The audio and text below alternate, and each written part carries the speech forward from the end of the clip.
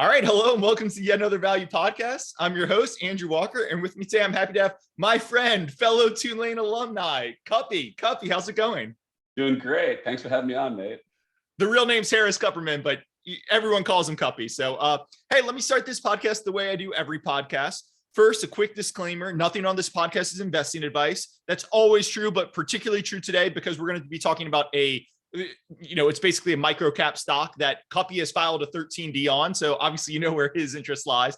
Everybody should just remember that. Please do your own diligence. Go consult a financial advisor, not financial advice. And then the second way I start every podcast is with the pitch for you, my guest. I don't think it's crazy to say Kuppy can be a little out there in his thinking, but he's one of my favorite people to chat with. He's always pushing me, hey, look at this quirky situation. Go look at this. Here's something really weird that's going on. People aren't understanding correctly. One of my most profitable people to talk trade ideas and everything. So I'm really excited to have you on. KDM, I've been a day one subscriber from back before It was free. It's a great site. First thing I open up when it hits my inbox every weekend. Great site. Everyone should check that out. There'll be a link in the show notes. But that's not what we're here to talk about. What we're here to talk about is the 13D that you filed last week.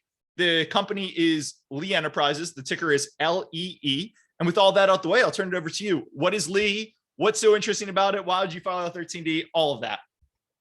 Okay, here comes a big monologue. Yeah, thanks for having me on.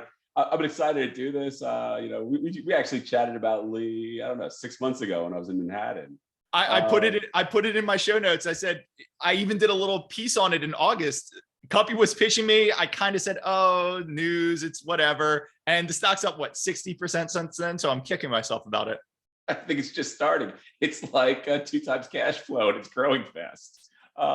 So look, what is Lee? Lee is a collection of 77 regional newspapers, local newspapers that's been written off for dead multiple times. It basically went dead. But they have a core business with subscribers. And what's happened that got me interested, and take a step back, I run a fund, we do inflection investing. To me, that means you go to places where no one's paying attention, where companies that have been beaten down and forgotten about, and you catch an inflection in the business, whether it's cyclical, like in commodities, or it's secular, like what I see in newspapers. But I catch these inflections. And one of my favorite types of inflections is good co, bad co. And you have a situation here where traditional print newspaper has been declining pretty much since the day I was born. Through my entire investment career, about once a year, someone does a great write-up about how newspapers are really cheap, and then they just keep declining, and capital gets destroyed. And the good co is the digital business, where it's growing very, very fast, and at Lee it's consistently growing around 50% a year. The thing is that for many years, no one cared because digital was 1, then it became 1.5, and it became 2%, of the total revenue. And so it just didn't really matter. And it's been kind of forgotten about. And what's changed really is that over the last few years, digital has gotten to matter. Digital is now 34% of the revenue at Lee. Digital has, great incremental gross margins. I mean, it's a lot better than printing. You have this big printing facility, you got newsprint and ink and employees, you got to deliver the thing. I mean, that's a mediocre margin business versus digital, where your incremental margins are massive. But what's happened is that digital's grown to the point where, it's 34% of Lee. It grew, 35% year over year. Digital subscriber numbers up 65% year over year. We're talking about Q4 21.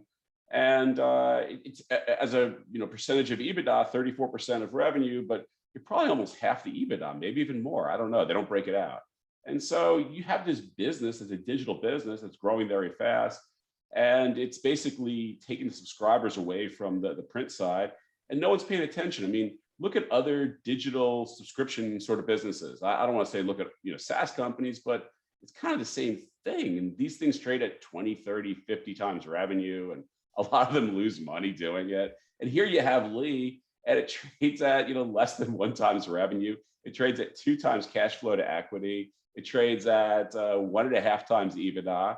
And those metrics on the earnings side are horribly depressed because advertising is a big piece of the business, and COVID really clipped local advertising, particularly in the sectors where local dominates, like used cars or employment and Those sort of sectors have just really suffered in COVID. And I think the advertising stuff bounces back. I think, and we put this in our 13D, we'll get that in a second, but I think EBITDA goes from about 116 over the last 12 months. I think it goes about 150 in 23. And that's a little bit of incremental growth of subscriber. Remember, print's declining a little while digital's growing. I think that's a nice pickup in advertising as things go back to normal in terms of COVID and local advertising. And there's some more cost cuts they're going to put through as well. But I think you get to about 150 of EBITDA. I think you pay off over 100 million of debt between now and then. And it's a levered balance sheet. I like publicly traded, deleveraging stories, especially when your cost of capital is 9, and you delever it by 1 turn and then refi it to a normal number. And so overall, I think they get to 150 of EBITDA. I think they're north of 100 of cash flow. I think you put a 15 multiple on that EBITDA, and I think you have a $300 stock price versus today, as I'm talking, we're at 31. So I followed a 13D. I've never done activism before. I've always thought that guys who are throwing hand grenades at management often don't understand the situation. And quite honestly, I got too much on my plate to go fight battles. If I don't like what management's doing, I'll just pass. But here's a situation where I saw an undervalued stock. A PE firm basically made a hostile offer. I didn't like the price. I mean, I'm not going to sell a company at 1.5 times cash flow. That's lunacy. And so management took their sweet time in responding. And I threw out a 13D to say that I wouldn't be tendering any of my shares. We're the second largest shareholder. And I kind of, napkin math showed why I thought the shares were undervalued. And since then, management's thankfully rejected the offer.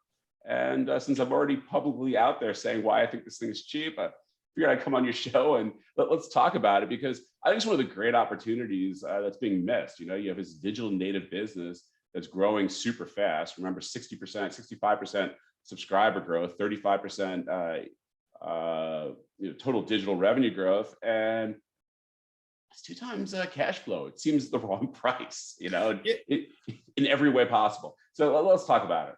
No, look, that was a fantastic overview. And I think the thing that jumps out to me the most is, the valuation. It's 2 times cash flow, as you say. People have to remember that because these have really transitioned to digital, like there's very little CapEx associated with them. So when you say EBITDA, you're almost talking unlevered pre-tax, pre-interest cash flow. It's almost straight through to the bottom line. But so, and it's 2 times cash flow. And you said, hey, it's 100 million or 110 million EBITDA this year. You think it's 150 a few years from now. So 2 times cash flow and growing is not a combo you see a lot. I want to dive into lots of pieces there, but let's start with something. When you say, I believe the line in your 13D in your press release, which I'll include in the show notes for anyone who's listening, you say, hey, Alden's offering, it was 25 or 28 or something per 24. Share.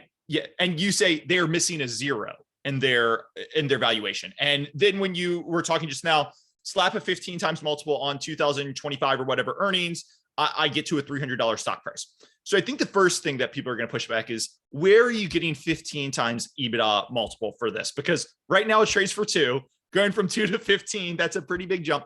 Hey, can you kind of walk me through the math to back up 15 times EBITDA? What comps are you using? Where are you putting that in? So I'm not a big comps guy. I've just never believed in it. I think the whole sector is depressed when it comes to newspapers. Even I think the industry leader, which is New York Times, which trades at like 22, 23 times EV. That's kind of what I was driving at. Yeah. So, I mean, look, that's a 7 turns discount to the industry leader, which is a sizable discount. But I mean, find me digitally native businesses that are growing really, really fast that, trade this cheaply. I just think the whole sector is mispriced and misunderstood. The New York Times is 5 years further along in the digital transformation. But they're only 52% digital revenue right now. It's probably about 75% digital EBITDA.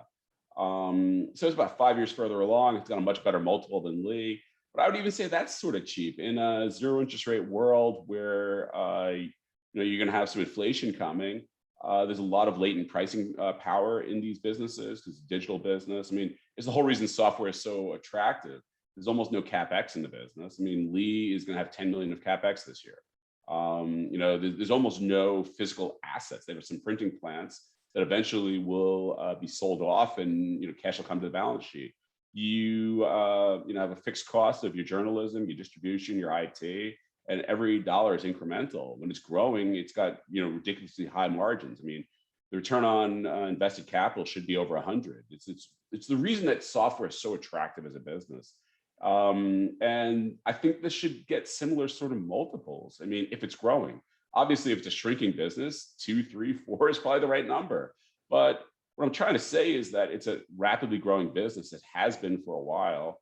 And we're at the inflection now. You have this line, which is print, and that's been going down. And you have digital, which is going up, and they're crossing. I mean, Lee now has had positive subscriber growth in revenue for the first time, literally since I got into finance. Advertising growth now, and you can say advertising is growing this year over last year because of COVID, whatever. But it's growing, and I think the thing that kind of kept me skeptical for a bit was when you look at the last couple of quarters. Look, you had a really good news cycle last year. And there's some rollover. You had COVID, which is probably the biggest news cycle event in 20 years. You had the US elections, you had riots, you had the economic fallout of COVID. Like, there's a lot of stuff that happened that people were looking for news.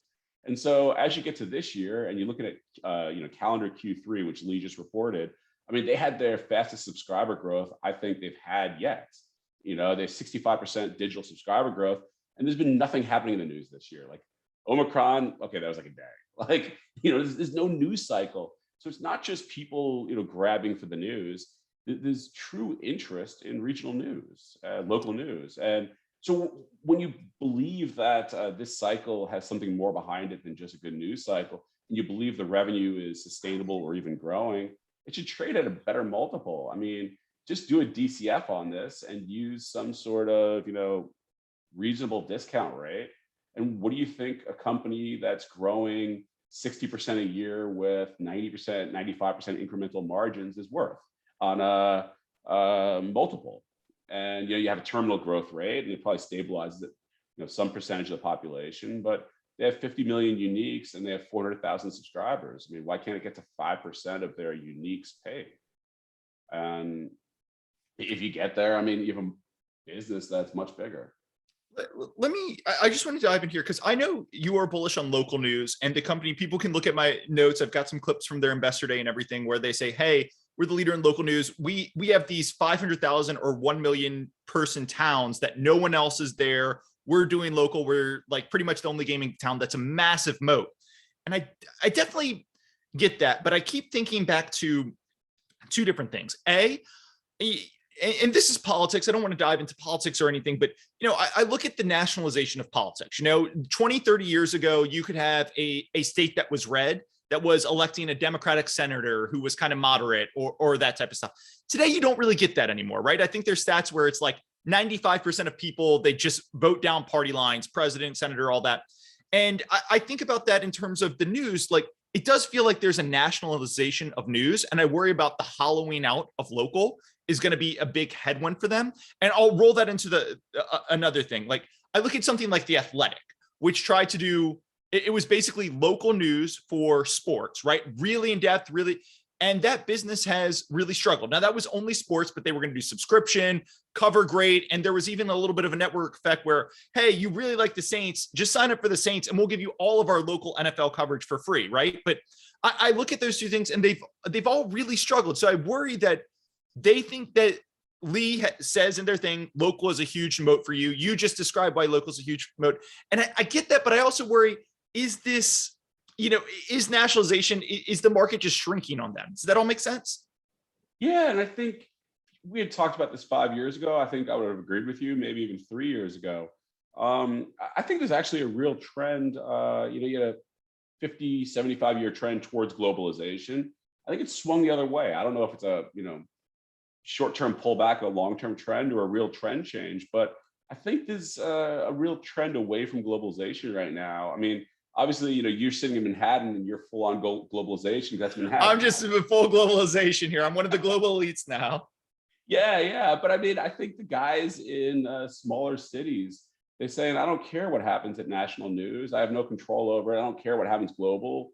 I want to know what's happening local. I mean, when you look at the local news, the things that people care the most about, is usually tied to property values because that's their biggest investment. So they want to know what's happening in their town, what's getting permitted, what's getting built, infrastructure, transit, shopping mall. Am I getting a Walmart next to me versus getting a Whole Foods? So that's going to dramatically change, the value of my home if I'm 5 miles away. What's happening with zoning, school board? I mean, these are the things that people want to know about because they want to know if they need to go protest or do something about it. They want to know what's going to change in their, financial situation. They want to know what's happening, local sports.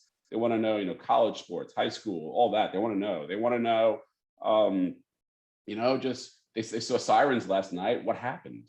And it's hard to get that sort of information. You want national news or global news? Go to Twitter. You'll get, 1,000 bad takes. Yeah. You want to know why there was a police copter above your house last night? I don't know where to go looking. And so I think that's part of what's really growing this. There's a lack of good information. And, the product's changed also. It's when it was a print product, the news was 12 hours stale. Usually because of the cost of printing and distribution, it was expensive. I mean, think about it. You have a middle-class family spending $50, maybe even $100 a month for the paper. I mean, that's a big cost. Now it's like $7, and it has like embedded digital, it has embedded video, and it links to a prior article on the topic. It's an infinitely better product in a lot of ways. And I think that's what's growing this. And I mean, if you look at Lee, and they have 77 papers, their 10 biggest are slowly shrinking, quite honestly, in terms of page views and uniques. St. Louis, Buffalo, those guys they're swinging national. And I would add that management would say that they've done some things with the gating function as to how many free articles you get before you hit a paywall. And so they'd say that that's part of it. And they've targeted those newspapers first rather than the regional ones. So, data can sometimes lies, keep that in mind. But you're seeing less users of those bigger papers. The next 10 down are growing, single digit, maybe low teens. And then the next 57, those are growing like 20. Some of them are 100% a year. Like the guys who are local, I mean, in smaller towns, towns of 250,000, 500,000, they really want this information that no one's covering. And Lee is the only place to get it. And Lee's really doing well in those markets. That makes total sense. Let me ask you, because you mentioned it, their smallest papers are growing 20, some of them 100% year over year. Lee's got some quotes. I'm trying to find it, but basically Lee says, hey, for the past 2 years, we are the fastest growing digital media company out there, right? I think they might qualify it with news or something, but they say we're faster than the New York Times, we're faster than WAPO. Like you compare us to anyone, we're fast. And you love to see fast growth, right? Like when you're growing that fast, it's awesome. But I did wonder with the small papers you referred to with what they're saying, are they just gaming like really small numbers? Like, okay, cool. Our smallest paper is growing 200% year over year, but yet last year it was $1,000 in online revenue. And this year it's going to be $3,000 or something. Do you worry about anything like that? Well, I mean, they just put out their K and it has all their subscriber numbers per paper. So you can look at it. And some of the smaller papers, yeah, they have, a few thousand subs. It's not like such small numbers, but it's small numbers. And so, you have a base effect that has huge multiplier. But what I think is interesting is that here we are, and now, you're comping with, look, they have 402,000 paid subscribers now. So it's not like a nothing number, and the subscriber growth is actually accelerating now. And like I said, it's accelerating against really hard comps. On a 2-year stack, the numbers are stupid, but you would have thought it would decelerate against election last year and COVID last year, and it's accelerating. So no, I think they've played with the ad tech more. They've played with how they market the product. They've played with the paywall gate a bit more. I mean, look, 5 years ago they gave the product away for free on the website and then hoped someone would pay for the print version, and it didn't work. It's come a long way. And I think these guys are going to keep iterating with this. There's a lot of tech stacks you can buy, in white label. I know they've built some of this stuff themselves as well. I think they're just learning how to do this smarter and better over time, trial and error.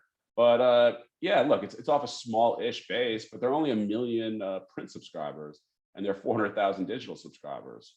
And some of it's cannibalizing the print, but the total subscriber number is growing too. Perfect. Let me ask you next most obvious question, right? So I tweeted this out, and I've kind of been, it's not a perfect analogy, but 10 years ago, it was clear that the future of retail was in large part digital. I think people 5 years ago, people thought physical was completely going away, which was, I think, too much. But it was clear that digital was going to be the future. And if you have bought one of the market leaders, Walmart or Target, best in class physical retailers, you did fine. If you bought one of the worst retailers, so I think of Macy's or the second tier department stores like Sears, those are all bankrupt, or Macy's is just perpetually, hey, we're going to try and do something. They've got so much Herald Square value in that real estate, but the stock's gone nowhere. The best play, though, would have just been to go buy Amazon, right? So I think about that. And then in the same lens, I look at this company, I look at the board and I say, oh, okay, well, half the board's been on this company since 2000. The other half's been here since 2015. The CEO doesn't exactly have a digital background. And I just kind of mesh those two together. And I wonder, like, all right, the Lee story sounds nice. It's got a little bit of a moat, but you've got a CEO who's probably not who would be my first choice for a massively growing digital subscription business, a board that's pretty tired and doesn't have a lot of skills here. And then I just keep thinking of that. Oh, if you bought the laggard in retail, it didn't work out well for you. Are we buying the laggard in news here, if that makes sense? Yeah, I mean, I worry about that too. I wish there were some younger guys on the board. I feel like you could have some younger people throughout the company. At the same time, they're beating everyone else. It might just be that everyone else is, even older. I don't really know. So look, I think over time, and that's really the opportunity, I think these guys realize that they need some fresher, younger blood involved. I think they're going to grab some guys out of a Facebook or a Google and really get the ad tech better. I mean, if you think of it conceptually, step one is get to a few million paid readers. Yep. Because you could track the readers. Everyone has a unique sign-in. Everyone has a unique account. You could see what articles they read. You could actually build up digital data on the person so you can have targeted advertising. Right now, they don't have that capability, really. They sort of know, basically what zip code you're in. That's it. It's one of those things. There's a lot that can be done. And it reminds me of Facebook when they first IPO'd it. And everyone's like, wow, you have a lot of eyeballs. What are you going to do with it? So step one is get a lot of eyeballs on digital, because when they're on print, you have zero data. Step two is monetization. And step one seems to be going very well. That's kind of all I can say. It does make sense to me. At the same time, I'm like, oh, we're almost in 2022 and they still can only target like, hey, we're pretty sure you're reading, the Buffalo local news. We're pretty sure you're in Buffalo. Like that's the best they can do in 2022, where if I go on to, choose your online retailer site, if I go onto it once by accident or I shop for sweatpants, like every site for the next 10 days, all I'm getting hit with is that ad. It's like, these guys are so far behind, but that's part of the opportunity, right? This is very low hanging fruit. There's a reason this trades at 2 times cash flow, put it that way. Yeah. Related question. You're obviously very bullish on local news. And I think the way you're really expressing it is through Lee, right? Yeah, I've got a link to the thing you posted last week on the heels of your 13D, which shows you own, I believe, a local Australian newspaper. You own a little bit of GCI, Gannett, which owns USA Today, as well as some local newspaper. Dallas local news, which I didn't even realize was publicly traded till you posted that site. It's a net. It trades at half of cash. But nobody beat me to looking at that one. That's later on the list for today. But I think Lee is your largest play here. You can correct me if I'm wrong. Yeah. Why Lee over the other people, right? Because you're bullish local news. Why not just equal weight of basket? Why not go Dallas local news, which is net? I've always a little been biased to Gannett just because I like USA Today and that national brand. New York Times and WAPO have been very successful. USA Today is not either of them, but they've got a little bit of a national brand. Why is Lee the play? So I've looked at a lot of these that are publicly traded, and I do basket approach usually when I invest in something. So the first step is to get a pure play of what I want. So I started eliminating the guys with television stations with big radio exposures, because radio's going nowhere. It's probably going to be shrinking. I want to have pure play on this digital transformation of print. So we eliminated a lot. From there, we just started looking through them and saying, what are the assets? What are the opportunities? We owned a lot of Reach in the UK, but it tripled on me. And I said, let's reallocate it to Lee because it's kind of the same trade. We still own a lot of New Zealand Herald, dominant business. very, very cheap with a lot of hidden assets there. But to me, Lee is the most interesting. We looked at like New York Times, but it's kind of mature at this point. The transformation, it's already, people know it's happening, okay? And you're really just buying a crossword business at the end. Well, I don't disagree with you there. People know it's happening, but I have loosely looked at New York Times in the past, and I'm always interested because, and Lee could follow something similar. It won't be on the same scale. Again, this is the national versus local, but New York Times owns like 4 of the top 10 podcasts in the US, right? Like the Daily, I think, is the biggest podcast in the US, probably behind Joe Rogan. But the Daily, that is valuable. And if you're bullish towards podcast monetization or those opportunities, like now New York Times 20 times EBITDA, as you said, Lee's 2 times. We're missing a 0, but it is interesting. What's the right multiple for New York Times as it gets to be 100% digital? As the margins expand, as the revenue keeps growing, as the user base keeps growing, it's not going to be doing 60% growth because everyone already knows about the New York Times. But why can't it do 10%, revenue growth before any pricing effects? Like for an inflation-resistant business, why doesn't this trade at a 30, 40 times EBITDA? I think there's a lot of upside there. It's just not like home run upside like Lee. So, Yep. when I was looking at Lee versus say Gannett, my problem with Gannett is that it's a recent merger of 2 companies, just like Lee is, but they haven't figured out the top line yet. The top line is still, double digits negative. And so you don't know where it's going to bottom out, even though digital's growing fast, the top line's still shrinking. And if the top line's shrinking with high incremental gross margins, you don't really know what your stabilized EBITDA is. If stabilized EBITDA bottoms out, down from here, well, on a levered balance sheet, you don't really have anything. So, I like the risk reward a lot better at Lee. There's no covenant debt. It's 9%, which is high, but there's no covenants. We know where EBITDA is bottomed out at. It's actually growing again. The top line's growing again. Part of it's comping against COVID on the advertising, but the subscription side's growing too. I think the subscription side will start growing quite rapidly as digital goes from 34 to like 40% of the business. So you're going to have acceleration here. And usually stuff gets priced on the second derivative in finance, and the first derivative is positive and the second derivative is accelerating.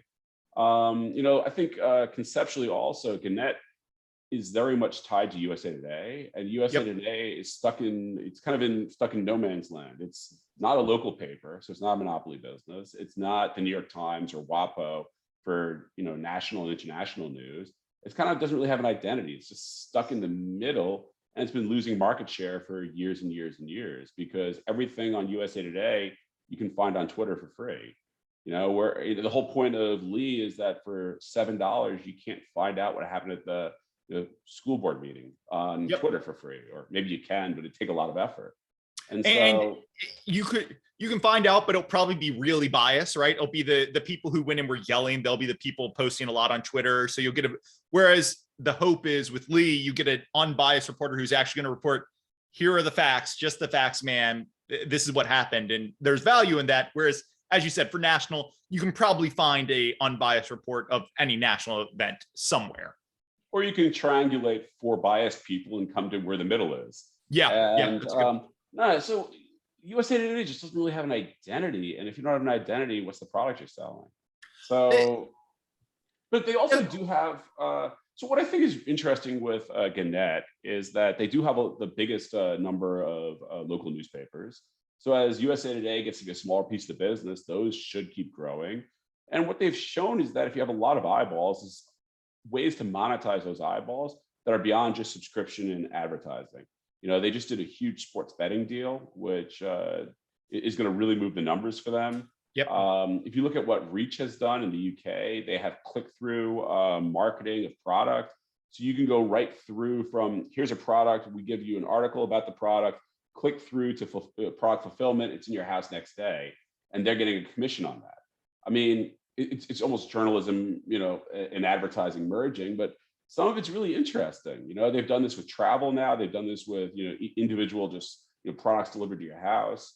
Like, I think that's the future of this, where this is going, where rather than, selling someone else's advertising inventory, you partner with them and you give the inventory away for free, and it's all based on a success function because the newspapers know where to place the ads.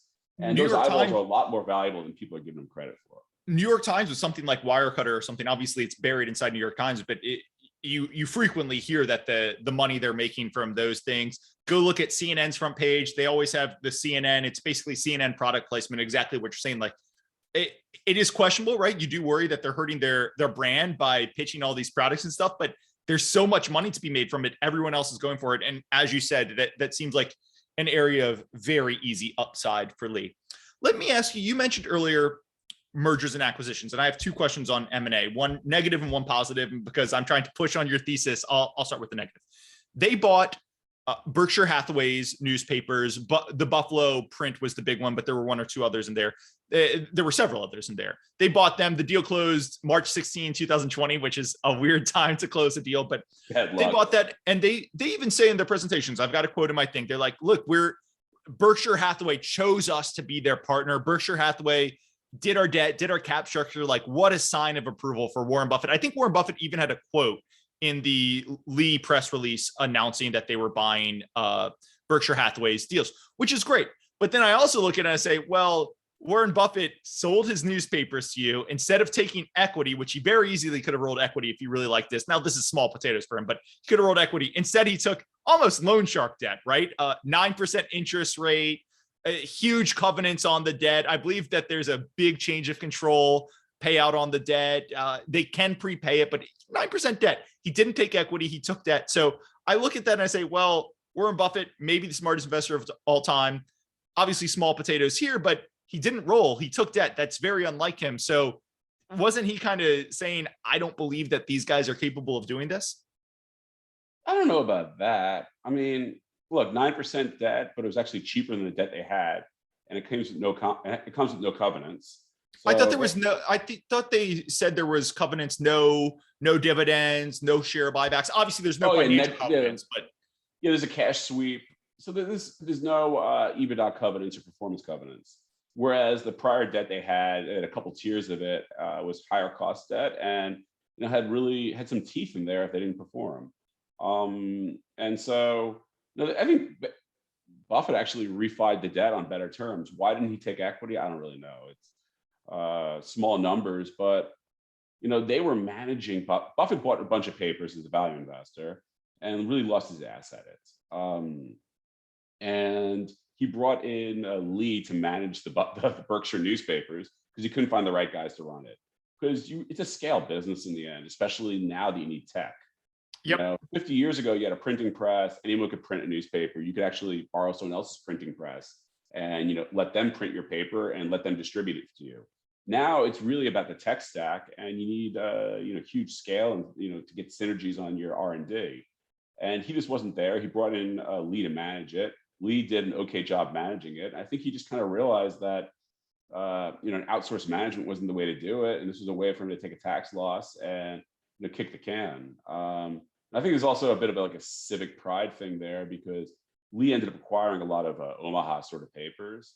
Mm-hmm. I think he wanted those papers to end up in the right hands, so to speak, of guys that would actually take care of the papers and not just gut them. And so I think there's a civic pride sort of thing there too. But I mean, he's getting 9%, so he's still kind of sharking a little. Okay, let me ask you the other side of M&A, right? There's lots of other local newspapers out there. We have seen M&A in the local newspaper industry, mainly Alden going and buying up everything that moves. But I look at their acquisition of Berkshire Hathaway. I'm trying to find my notes. I think they originally said, hey, we're going to buy Berkshire's papers and we're going to realize 20 to 25 million in synergies. And then I believe at their investor day, they said, oh, actually, we realized, what was it? Almost 100 million in synergies is what they realized. Yeah. So here's the quote. Originally, we guided to 25 million in synergies.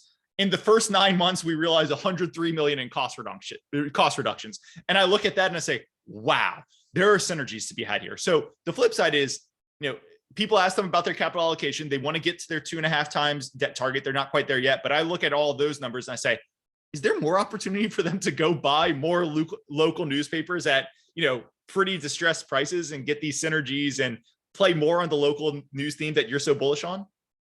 Yeah, I think there's a lot of opportunity once you have your tech stack built and once you have your distribution platform. I think there's a lot of opportunities. I think there's a lot of synergy here. Obviously, they have to get their debt and get their house in order a bit more.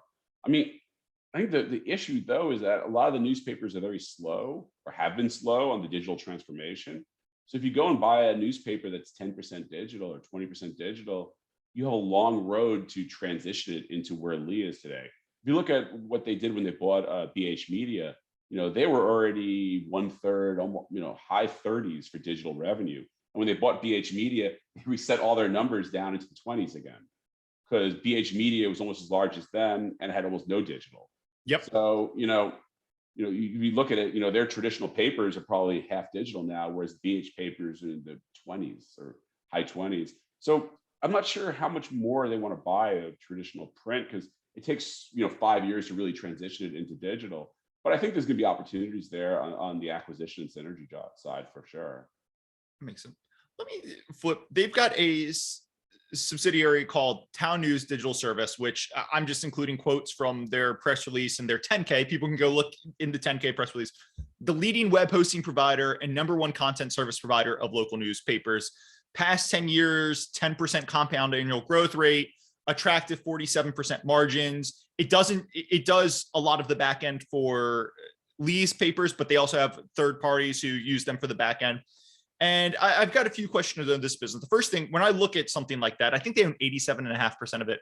I look at something like that and say, oh, well, if they're going to host third parties, like, wouldn't it make sense to spin this out and have it as a standalone independent company or anything? Or, what's the value there? Is there hidden value here? All that type of stuff. So I was hoping you could just maybe talk a little bit about the TownNews subsidiary. So that's a really valuable asset. It's a SaaS business that does the back end for smaller newspapers that are too small for Lee to care about. But it's also, your college newspaper, your high school newspaper. They're doing all the digital background of that. I think there's huge opportunity there. I think it's a really valuable asset. I think it's a little too small to be spun out, quite honestly. If you start allocating public company costs to it, what is it? It's like 25 million of revenue at, so there's about 12 million of EBITDA there. There's a little corporate SG&A allocated. I mean, what's a 10 million EBITDA business? I mean, it's gonna be 5 million of public company costs. Like, I don't see why you spin it out. Yep. I think the more interesting thing is you keep using that with the digital marketing platform that Lee has in-house.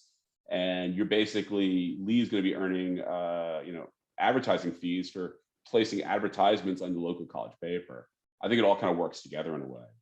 I don't think you'd spin it out, but it's a SaaS business. And as we all know, SaaS businesses trade for like 40 times revenue. Not anymore. They used to. That was 6 months ago. Get with the times, Kuppy. Now they're 30 times, but a lot of them aren't profitable, which is the crazy thing. These are all subscription businesses that are growing fast, and a lot of these things aren't growing fast anymore.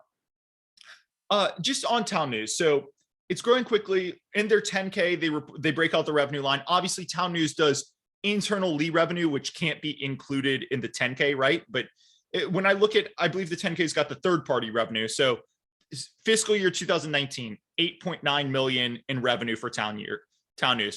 Fiscal year 2021. So I skipped the COVID year, which was down a little bit, but fiscal year 2021, 19 million in TownNews digital revenue. And I look at that and I say, well, they're saying it's valuable. I definitely hear the upside you're making, but it was down in fiscal 2020 a little bit. It was basically flat from 2019 to 2021 on external revenue. Down. I think it's actually comped positive every quarter for like 10 years now, or since they got into it. I think that includes the Lee internal revenue. You would know better than me. This is just a glance at the 10K, but I'm looking at it right now. 2019, 18.88 million in revenue. 2020, 18.1. 2021, 19 million. So I'm not trying to number vomit at you, but I just look at that and I say, has the growth kind of stalled out? Are third parties not going to this platform anymore, or am I just looking at that wrong? I think it's still growing. I mean, there could be some intercompany, because I think the number is 26 when you include Lee. It's 27 million, but I believe that includes the Lee revenue side. Yeah. I don't know. I think it just moves around. I mean, I don't think they're losing any customers. I mean, there's competing platforms. I don't think they're really losing anyone, just because once you're embedded in this software, you're not going to switch, Yeah. And these guys are the biggest nationally. I don't think you'd go somewhere else. It might be, you mentioned high school and college newspapers. It might be a lot of high school and college newspapers just weren't reopening or were running a lot slower in COVID. But I was just wondering, because they paint a very bullish picture. And when I saw that revenue line item, it jumped out to me. It's not growing super fast compared to the rest of Lee, but it's just this great annuity business that they own. And I think there's a lot of synergies there. One of the things Lee's had success, you've mentioned they're toying around with how quickly you hit the paywall limit if you're just browsing free articles. They've gone from a lot of their newspapers, obviously newspapers used to publish every day. Lots of newspapers now publish 3 or 4 times a week, which cuts costs, but kind of keeps the subscribers happy, all that type of stuff. Is there any other kind of obvious levers? I know I asked this because I know you've looked at tons of local newspapers across the globe. Are there any obvious levers that Lee hasn't pulled yet, or has just started to pull, that you're kind of excited about them to, keep pulling and juice the business a little bit more? I think they're super early on the advertising side, like super early, just customer data. It's like the first innings of knowing about the customer and then being able to target advertising. I mean, that's going to be huge. I think being able to sell through, being able to create other products to sell through. I mean, I've just seen all the models other people have used. There's so many things you can do when you have 50 million eyeballs that, it's just like, I would have never thought Gannett could have done a sports betting partnership. I just never thought about it. You look at what New Zealand Herald's done, where they've basically created the Zillow of New Zealand. I mean, they took it from nothing, like 0 market share. They're about 40% market share against a PE-backed Zillow clone. And Yep. Zillow, PE-backed Zillow clone's been there for years, and New Zealand Herald caught them in 18 months because they had the eyeballs, they had the free advertising inventory. Plus, they could control how the narrative gets relayed to people. There's just so much you can do with those eyeballs, and the eyeballs are really undervalued, and we're just going to see what other people do, and I'm sure Lee will copy them. All these guys seem to be copying each other with like a 1-year lag. Something works and everyone does it. And Yep. everyone's copying New York Times, and they've been doing this the longest. And I just think there's a lot more opportunity. I can't quantify it though. Do you think sports betting is in Lee's future? Because, as you mentioned the Gannett deal where they got paid a pretty nice sum for doing, I can't remember what it was exactly, but you look at the RSNs, all the RSNs are rebranding. It used to be Fox Sports Net. Now they're all Bailey's Sportsnet or something, right? Where there's this huge boom for digital gambling and online gambling, and they're paying. And when I look at the local newspapers, that's a great spot for local sports. One of the issues is, if you're in Omaha, there's not a big local Omaha sports team, right? I mean, maybe the college team or something, but it's not like New York where everybody, Knicks, Rangers, all that type of stuff. But I could still see, hey, let's go to the Omaha local paper, rebrand them, and we'll have people bet on Nebraska games or whatever. Do you think there's going to be some digital gambling revenue flowing in them, either marketing or something else? Hard to say. I mean, it would make logical sense, but I don't want to, jump the gun until, they actually go do it. Yeah. I just think there's a lot of stuff. I think the more interesting stuff is really going to be, click through to fulfillment, whether it's, restaurants or it's couponing. When I've seen this where people take their cell phone in and, you remember that big stack of coupons you used to get, and you cut them out and you get like 25 cents off Campbell's soup. Well, that's all going to be literally on your cell phone. You're just going to scan it and it's going to come through your newspaper. I think there's just all these things that the tech is there and it just needs to be adopted. But the first step is to go from 400,000 to, 1 million or 2 or 5 million uniques. And, they're really focused on that piece of it right now. All right. Last question I'm going to have for you, and then I'll let you kind of wrap up with closing thoughts. But this is what I call build my sum of the parts model question, right? So trailing revenue is about 800 million. Of that, 254 million is digital, I believe. They've got 117 million in EBITDA for the total company. Now they haven't broken down the margins for digital versus the trailing company. So you can start playing numbers, right? You can say, oh, if I think digital is 50% EBITDA, well, then the rest of the business is basically flat. If I think digital is 25% EBITDA margin, well, the rest of the business generating 50. So my question to you, because most people I think are probably going to want to value this as, let's look at the digital business and let's look at everything else as just kind of runoff ice cube that's supporting the digital business. I guess you could say, what value would you put on digital? Because you could do revenue, but I've been thinking of it as, let's take the digital revenue, let's put an EBITDA margin on it. That's how much the digital business is generating. And then let's look at RemainCo. So What margin do you think the digital business operates at? Or would it operate at scale kind of once it's fully grown? I think it's a difficult question. I've thought a lot about this. You basically have a centralized resource of journalists. Yep. And it's really hard to allocate, 30% of the cost of a journalist or 34% of the cost of journalists to digital. I mean, I guess you could in a model, but it just seems like a difficult way to conceptually think about it all. In the end, we know that outside of credit card processing fees, everything else is free revenue. And so, if you look at payroll, and then the problem is like they have a whole nother cost line, and it's not clear how much that is printing costs and delivery costs and distribution costs versus, IT costs versus, corporate overheads. I mean, the disclosure isn't there. And I think it's really hard to break it all apart, I guess, is what I'm saying. And I just haven't gone down that exercise. I think print will stick around for a very long time. I think if you were meant to go to digital, you've done it by now, or you're like my parents who will never, 10 or 20 years from now, they'll still be getting print. I've talked about this story with a lot of my friends. I have friends who are in their 30s, and they tell me they genuinely just prefer to read the print. Yeah. And I shake my head and I'm all confused, and they've walked me through it. And I can't think of anything I would ever want to do. Like, you have this stupid thing, you got to fold it, and there's all you get the crease, you got to fold it, you got newsprint on your hands. But they're saying, yeah, I'm there, and I see something interesting, I cut it out. And if I highlight stuff, I just read it better than on a little tiny screen. I don't know. I'm with you. It's one of those things, it will decline, but at this point, if you were going to cut, you've done it, right? So it will still decline as the majority of people who get physical die off, but it's probably a slower decline going forward, because if you haven't cut now, what are you waiting on? I think what's interesting actually is that the subscriber side of print, it's kind of been declining like 2, 3, 4%, and they make a little bit up on cost increasing. What they've actually lost out on print is single copy, where there's a large contingent of people, for whatever reason, they go to the train station and they pay $2 every day at the coffee stand, and they could get a subscription to their house, but they'd rather buy it at the train station and read it on the train. And those single copy editions, in coffee shops around the world, that's what they've really lost out on with the pandemic. And that's their highest margin product, actually, outside of the digital. And that, I think, will actually come back a bit as people start going back to work.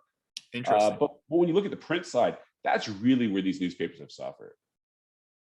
Yeah, no, that all makes sense. I just asked, again, this was the build my sum of the parts model for me question, because as you said, the numbers get really interesting, where if you believe the digital business is worth a revenue multiple, right? Now you have to back up a revenue multiple. You can't just say, I think it's worth 10 times revenue. You have to back it up with some assumptions, but I don't think it's crazy to say, hey, if you think this is a 33% margin digital business that's growing, it grew. Base this on cash flow.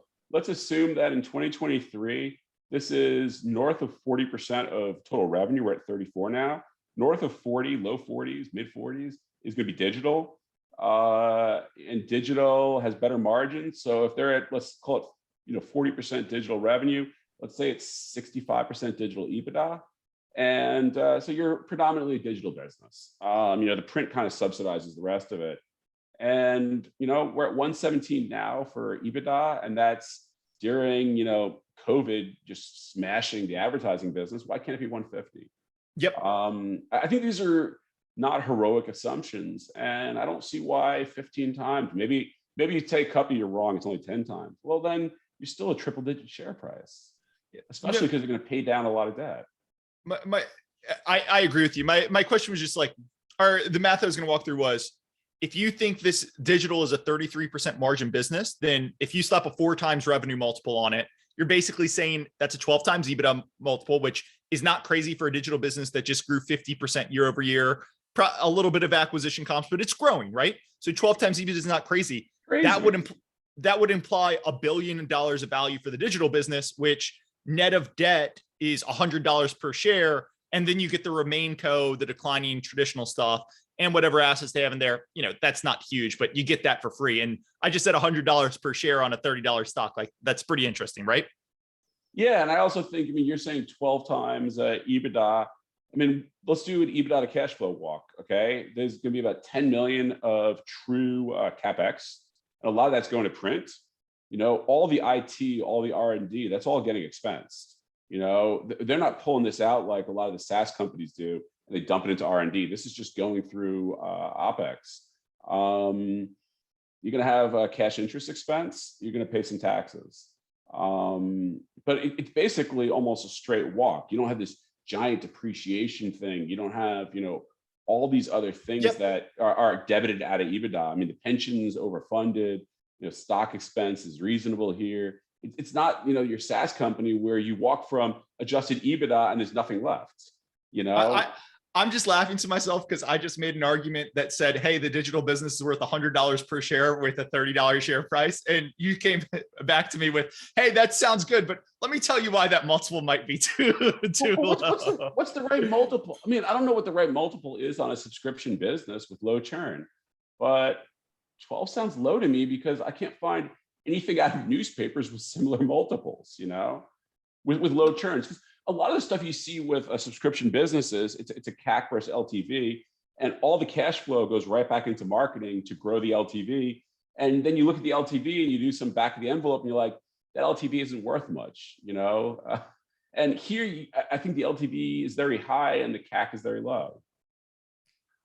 Last question here, and then I'll give you closing thoughts. In March or April of this year, Tribune sold themselves, and Tribune at that point was pretty much only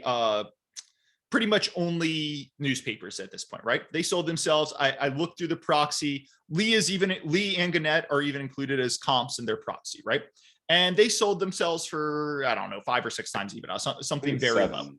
Maybe 7. Okay. But I just look at that and I say, like, there have been a lot of local newspaper sellers, and I get local newspapers, the sellers are often the people who owned at the heyday in the 90s, right? So they've been beaten. They thought these businesses were dead. They're selling just to salvage whatever's left of their investment. But I do look at them and say, hey, the people who own them are selling, and, you know, they should have some clue what's going on with the digital transition.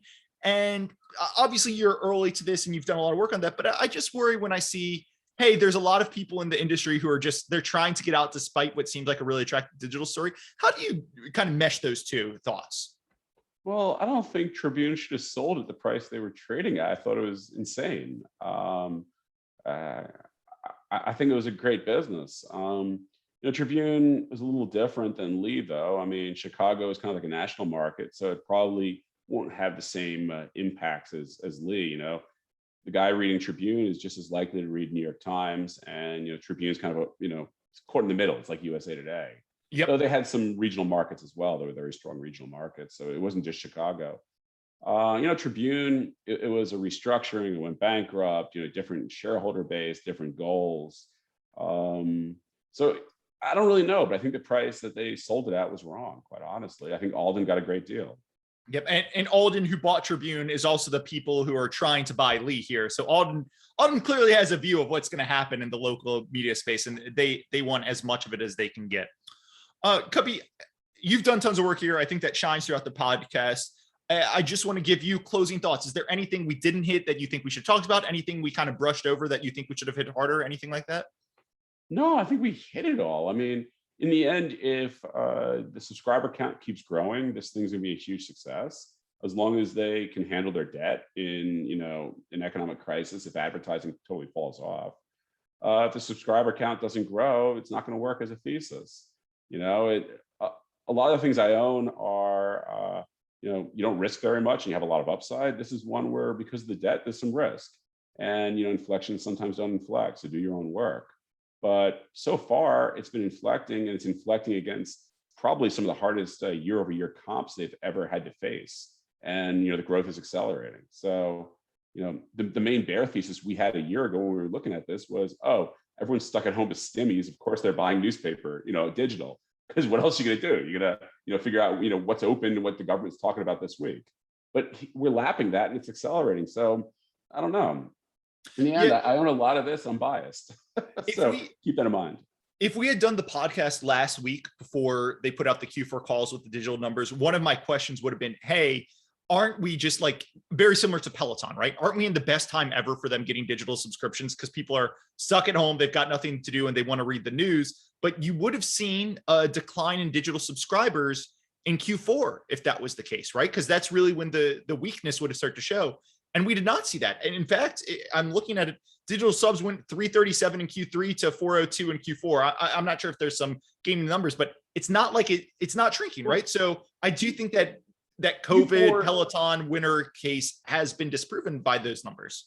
I mean, look, Q4 was 19.3% year-over-year growth. Q3 was only 9.1% year-over-year growth. Q2, which was absolute peak COVID, was 8% year-over-year growth. So look, there was a bit of a comp effect because in Q2 they were comping against peak COVID, but in Q2 is calendar Q1, by the way. Yes, so, yeah. That was peak. Everyone's sitting at home, doesn't know if they're going to die or not from germs. So there was a bit of a comp effect, but Q4 you're comping against the elections basically, and it's 19.3, so it's just accelerating again. Yep, totally agree. Anything else you want to say before we wrap this up? No. I mean, I'm excited to get on here and talk about this. Hey, well, you do great work, and people know you for the uranium trade, which is awesome. We did a podcast on it in large part because you were pitching uranium, but I know you do great work. You were the one who told me. Did I tell you? You told me to look at St. Joe, and I was in it for a while. I wish I had stayed in it, but I had a trip to go down to Joe because you said you've just got to go look at the land. You need to drive around for 2 days and look at it. I had a trip. It was planned for either like March 30th, 2020 or April 4th, 2020 or something, because I was going to do what you told me. And obviously that did not happen. But you've done great work on Joe, uranium, Lee. A lot of people think of you as macro, but you do good fundamental work. So I'm excited to have you on for the next one. That was Kuppy's pitch on Lee. I'm going to include a link to his post that talked about why he's bullish local news. I'm going to include a link to his press release in 13D, which obviously talks Lee specific, and a link to KEDM, Kuppy's event-driven monitor for anyone who's interested in that. But Kuppy, thank you so much for coming on. Looking forward to having you on the next one. Sounds good. Thanks for having me on.